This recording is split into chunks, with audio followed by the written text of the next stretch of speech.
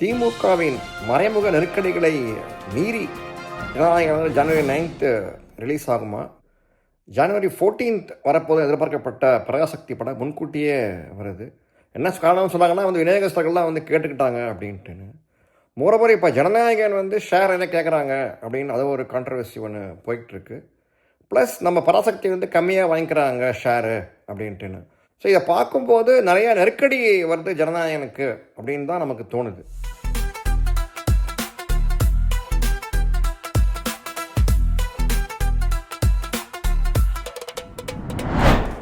Hi friends, welcome to தமிழக tent கொட்டாய். இந்த வீடியோவை லைக் பண்ணுங்கள், ஷேர் பண்ணுங்கள், நம்ம சேனலுக்கு சப்ஸ்கிரைப் பண்ணுங்கள். ஜனநாயகன் வர்சஸ் பராசக்தி, ஜெயிக்க போவது யார்? அதை பற்றி தான் இந்த தலைப்பில் பேச போகிறோம். விஜய் நடித்த ஜனநாயகன் Jan 9th வரப்போகுது.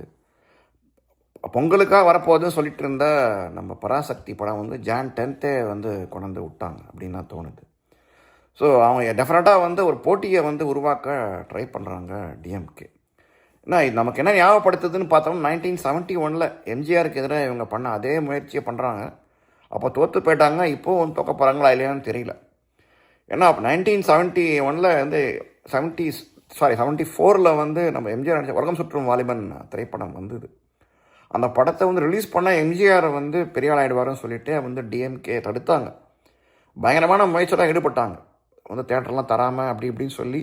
ஆனால் மக்கள் ஆர்வமாக இருந்தாங்க அந்த படத்தை பார்க்கறதுக்கு. ஆக்சுவலி படம் பார்த்தோன்னா இப்போ பார்த்தோன்னா படம் ரொம்ப சுமாராக தான் இருக்கும். உலகம் சுற்றும் வாலிபன் படம் நினச்சமா இந்த காலத்து ஆடியன்ஸ் சுத்தமாக அந்த படம் பிடிக்காது. டேஸ்ட் ஒன்றுமே இல்லை படத்தில். ஆக்சுவலி ஒன்றுமே கிடையாது அந்த படம். சும்மா எம்ஜிஆர் ஒவ்வொரு இதுவாக போயிட்டுருப்பார், அந்த இடத்துல போய் வச்சுக்கிட்டு இருப்பார், சீக்கிரட்டை வைப்பார். அதுதான் அந்த படம் ரசிக்கிற மாதிரி இல்லை அந்த படம். பட் டிஎன்கே பண்ண லொல்லுனால அந்த படம் பயங்கரமாக ஹிட் ஆகி எம்ஜிஆருக்கு மறுவாழ்வு கொடுத்தது. ஸோ அந்த மாதிரி இப்போது ஜனநாயகனில் தப்பு பண்ணக்கூடாதுன்னு சொல்லிட்டு வேறு மாதிரி பண்ணுறாங்க டிஎம்கேன்னு தோணுது நமக்கு. ஏன்னா ஜனநாயகன் தான் லாஸ்ட் படம் சொல்லியிருக்காரு விஜய். ஸோ விஜயை பார்த்து டெஃபினட்டாக டிஎம்கே பயப்படுறாங்க. மெயினாக டிஎம்கே பயப்படுறதுக்கு காரணம் அப்படின்னு பார்த்தோம்னா, ஸோ ஜனநாயகனில் ஹீரோ நடிக்கிறாரு. அவரே டிஎம்கே நம்பி இருக்கிறது மைனாரிட்டி ஓட்டு. ஸோ மைனாரிட்டியாகவே விஜயே மைனாரிட்டியாகவே இருக்கார். அப்படின்ற போது டெஃபினட்டாக ஃபுல் கிறிஸ்டியன் ஓட்டு அவனுக்கு வந்துடுமோ, ப்ளஸ் இஸ்லாமிய பெண்கள் ஓட்டும் பக்கமும் அவர் வரும் அப்படின்றாங்க. ஸோ அப்படிங்கிற போது விஜய் டோட்டலாக மைனாரிட்டி ஓட்டை காலி பண்ணிட்டு வரோம் அப்படிங்கிற பயம் டிஎம்கேக்கு பயங்கரமாக இருக்குது. அதாவது எப்படா அவர் விஜய் காலி பண்ணுறதுன்னு பயங்கரமாக அவங்க யோசனையில் என்னென்னமோ மூவ்லாம் பண்ணிகிட்டு இருக்காங்கன்னு தான் தோணுது டிஎம்கே. ப்ளஸ் இப்போ அதுக்கு ஏற்ற மாதிரி பார்த்தோம்னே ஒரு ஜனமனில் நியூஸ் பார்த்தோம் ரொம்ப நாளைக்கு தட் இஸ் விஜய்க்கு எதிராக சிவகார்த்திகேயனை கும்பு செய்கிறாங்க டிஎம்கே அப்படிங்கிறது தான் ஒரு பேச்சா. Hi friends, welcome to another video from தமிழக பல்ஸ். இந்த வீடியோ உங்களுக்கு பிடிச்சா லைக் பண்ணுங்கள், ஷேர் பண்ணுங்கள், சப்ஸ்கிரைப் பண்ணுங்கள், ப்ளஸ் கட்டாயமாக பெல் பட்டனை அமுக்குங்க. பட் நீங்கள் பட்டனை ப்ரெஸ் பண்ணிங்கன்னா உங்களுக்கு டெஃபினட்டாக இமீடியட்டாக பப்ளிஷ் பண்ணணும். உங்களுக்கு வீடியோ லிங்க் வரும் உங்களுக்கு. ஸோ தயவுசெய்து சப்ஸ்கிரைப் பண்ணிவிட்டு பெல் பட்டனையும் அமுக்குங்க. இனிமேல்ட்டு நம்ம வீடியோக்குள்ளே போகலாம். அதுக்கு இன்னொரு கோரிக்கை இருக்குது. நம்ம சேனலில் நம்ம பிஜேபி ப்ளஸ் நாட்டு நலனை பற்றி கருத்துக்கள்லாம் நாங்கள் போடுறோம். ஸோ நீங்கள் மெம்பர்ஷிப் நீங்கள் எடுத்துக்கிட்டிங்கன்னா சேனல் சப்போர்ட் பண்ண மாதிரியும் இருக்கும், ஊக்குவிக்கிற மாதிரியும் இருக்கும்.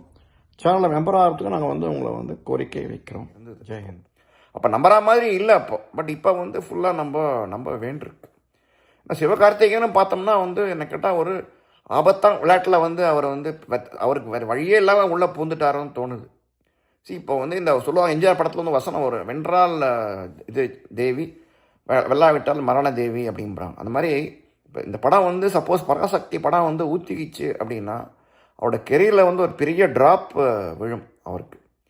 ஏற்கனவே சில படங்கள்லாம் ஓடலை சிவகார்த்திகேயனுக்கு. அவரோட ஆடியன்ஸே பார்த்தோம்னா குழந்தைகள் ப்ளஸ் ஒரு மாதிரி நான் சீரியஸ் படம் தான் அவருக்கு ஓடி இருக்கு.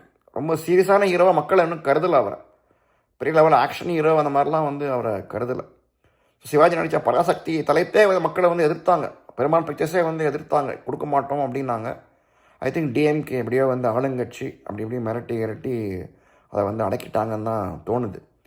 பட் இப்போ சிவகார்த்திகை நம்ம சொல்ல விரும்புகிறது என்னன்னு அப்படின்னு பார்த்தீங்கன்னா, இந்த சோவே சொல்லியிருப்பார் ஆரம்ப காலத்தில். தட் இஸ் டிஎம்கே கூட சேர்ந்து இருக்கிற எந்த ஹீரோட இதுவும் வந்து திரையுலக வாழ்க்கையும் வந்து அஸ்தமனம் தான் ஆகும் அப்படின்னு சொல்லியிருக்காரு. அப்போ ஏன்னா வந்து ரிஸ்க்கு தான் வந்து என்னமோ அது இன்வேரியபிளாக வந்து டிஎம்கே கூட அலைன் ஆகிட்டாங்க அப்படின்னா ஒரு ஹீரோவே வந்து அவங்க ஃபிலிம் கெரியர் வந்து டவுன் ஆகிடும். முத்து அப்படி தான் வந்தார். அப்போ எம்ஜிஆர் வந்து எதிராக வந்து நம்ம கருணாநிதி கொம்புசி விட்டார். நீங்கள் கவனிச்சிங்கன்னா அவர் வந்து முத்து மொத்தமே நீங்கள் பார்த்தீங்கன்னா மொத்தம் டோட்டலாக வந்து 5 படம் நடிச்சிருக்காரு அவர் முத்து. நீங்கள் பார்த்தீங்கன்னா அவருக்கு ஆனால் காணாமல் போயிட்டார். எம்ஜிஆர் வந்து ஆட்சிக்கு வந்தார் 77, அவ்வளோதான். எந்த ப்ரொடியூசருக்கும் தைரியம் கிடையாது முத்துவை வந்து ஹீரோவை போட்டு படம் எடுக்கிறது. ஏன்னா படமும் சுமாராக ஓடித்தவர் படம்லாம். முத்து படம்லாம் ஓடலன்னு சொல்ல முடியாது. அப்படிங்கிற போது இவர் படம் வந்து ஓடாது அப்படிங்கிறது இருக்குது. ஸோ இந்த பராசக்தி திரைப்படம் பொறுத்தவரை என்ன கதை, நம்ம ஹிந்தி எதிர்ப்பு போராட்டத்தை வச்சு பண்ணுறாங்க அப்படின்னு சொல்லிக்கிறாங்க. அப்போ வந்து பெரிய தமிழ்நாட்டுக்கு நடந்த மிகப்பெரிய துரோகம். இப்போ பார்த்தீங்கன்னா வந்து நிறைய பேர் ஹிந்தி கற்றுக்கணும்னு ட்ரை பண்ணுறாங்க. அப்போனா இப்போ ஹிந்தி எதிர்ப்பு போராட்டம் வந்து தேவையில்லை அப்படிங்கிறதான ப்ரூவ் ஆகுது. ஸோ அந்த ஹிந்தி எதிர்ப்பு போராட்டத்தை வச்சு மையமாக வச்சு இந்த படத்தை எடுக்கிறோம் அப்படிங்கிறாங்க. நிறைய பேர் தீக்குளிச்சாங்க அப்படின்றாங்க. இதில் என்ன ஒரு வேடிக்கைனா வந்து கருணாநிதியே வந்து நம்ம அவர் பையன் தயாநிதி மாறன் வந்து மினிஸ்டராக வந்து ஆக்கினார். அப்போ 2004 பதவிக்கு வந்தோடனே என்னடான்னு கேட்டோன்னா வந்து அவருக்கு ஹிந்தி பேச தெரியும் அப்படின்னு. இப்போ ஹிந்தியை வந்து 1967 வந்து எதிர்த்து நிறைய பேர் தீக்குளிக்கெல்லாம் வச்சு தூண்டி கிண்டி விட்டு அவ்வளோ இந்திய போராட்டத்தில் வந்து திமுக வந்து குளிர் காஞ்சி வந்தாங்க. அப்படிங்கிற போது இப்போ ஹிந்தி தெரியும் அப்படின்னு சொல்லிட்டு ஒருத்தர் டெல்லிக்கு அனுப்புகிறாங்கன்னா அப்போ எவ்வளோ பெரிய இது அயோக்கியத்தனம் அது. ஸோ அந்த மாதிரி வந்து அந்த போராட்டத்தை வந்து வச்சு மக்களை வந்து கெடுத்த ஒரு விஷயத்தை போய் படம் எடுக்கிறாங்கன்னா அப்போ யாருக்கு வந்து எவ்வளோ கெடுதல் நினைக்கிறாங்கன்னா நமக்கு டவுட்டாக இருக்குது இந்த படத்தை பொறுத்தவரை. ஸோ சிவகார்த்திகேயன் ரொம்ப டேஞ்சரஸ் கேம் இதுன்னு சொல்லலாம். சப்போஸ் ஜனநாயகம் வந்து ஓடி பராசக்தி வந்து படுத்துடுச்சு அப்படின்னா அவ்வளோதான், அவர் டோட்டல் டவுன். ப்ளஸ் ஏடிஎம்கே வந்து கட்சி சப்போஸ் ஜெயிச்சுட்டு வந்துட்டாங்க அப்படின்னா வந்து டெஃபினட்டாக சிவகார்த்திகேயனுக்கு வந்து அவ்வளோதான், இறங்கு முகம்தான் ஆகும்.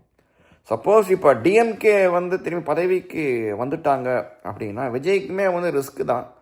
ஜனநாயகன் வெற்றி தோல்வி, சப்போஸ் ஜனநாயகம் வெற்றி பெற்றது அப்படின்னா திரும்பி அவர் வந்து வெற்றியோ தோல்வியோ அரசியல் தான் இருப்பேன் அப்படின்னு சொல்லியிருக்காரு. சப்போஸ் தோல்வி ஆகிடுச்சுன்னா கவலை இல்லை அவருக்கு. பட் சிவகார்த்திகேயன் தான் வந்து பிகர் ரிஸ்க். இந்த படம் வந்து ஓடாது. பராசக்தி வந்து ஓடலன்னா சிவகார்த்திகேயன் வந்து டோட்டலி டவுன். அவரோட ஃபிலிம் கேரியர் வந்து ரொம்ப இறங்குமுகம் ஆகிடும். அவருக்கு தெரியுமா தெரியல நமக்கு தெரியாது. பட் நம்மளோட அப்சர்வேஷன் வந்து அப்படி தான் இருக்குது. சிவகார்த்திகேயன் வந்து ஒரு பெரிய சவால் இது, இந்த படம் ஜெயிக்கணும் அப்படிங்கிறது. ஸோ ஜனநாயகனும் வந்து பார்த்தோம்னா அவன் தெலுங்கு படத்தோட ரீமேக் அப்படிங்கிறாங்க. பட் அது எந்த அளவு இதுன்னு தெரியல, உண்மையும் தெரியல. பட் இது வந்து ரொம்ப ஒரு பெரிய ஒரு குரூஷியல் திங் பிஃபோர் எலெக்ஷன். சுவாரஸ்யமான ஒரு இதுன்னு சொல்ல தோணுது நமக்கு. பொறுத்திருந்து பார்ப்போம்.